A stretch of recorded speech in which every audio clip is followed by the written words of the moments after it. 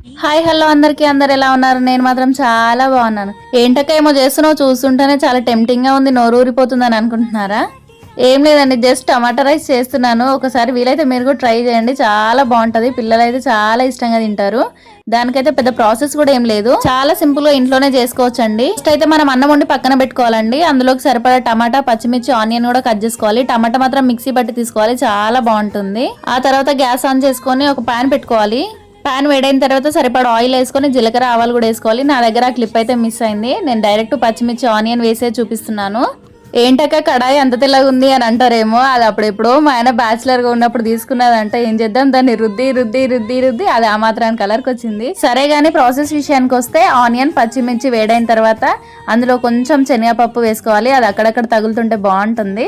అందులోనే కరివేపాకు, పసుపు కూడా వేసుకొని ఫ్రై చేసుకోవాలి. కొంచెం అల్లం వెల్లిపాయ పేస్ట్ కూడా వేసుకొని ఫ్రై చేసుకోవాలి, అది పచ్చివాసన పోయేంత వరకు. ఆ తర్వాత ఇప్పుడు మనం ఫస్ట్ మిక్సీ పట్టేసుకున్న టమాటా పేస్ట్ ఏదైతే ఉందో అది అందులో వేసుకొని బాగా కలుపుకోవాలి. అది కొంచెం హీట్ అయ్యేంత వరకు కలుపుకోవాలి. దాని తర్వాత ఒక 5 మినిట్స్ మూత పెట్టేసి పక్కన పెట్టేసేయాలి.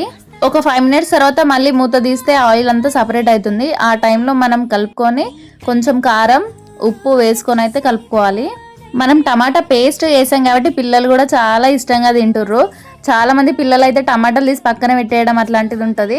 సో ఇట్లా చేసి మాత్రం వాళ్ళు తీసి కూడా పక్కన పెట్టారు, ఆటోమేటిక్గా తినేస్తారు. దాని తర్వాత కొంచెం ధనియా పౌడర్, మసాలా కూడా వేసుకొని బాగా కలుపుకోవాలి. నేనైతే పిల్లలు తింటారని మసాలా వేయలేదు. ఆ తర్వాత అందులో రైస్ వేసి కలపాలి. రైస్ మొత్తం కలిపిన తర్వాత పైనుండి కొంచెం నిమ్మకాయ కూడా వేసుకోండి, చాలా బాగుంటుంది. మా చిన్నోడు మాత్రం అది తిని మమ్మీ చాలా బాగుంది అనేసి అని అన్నాడు.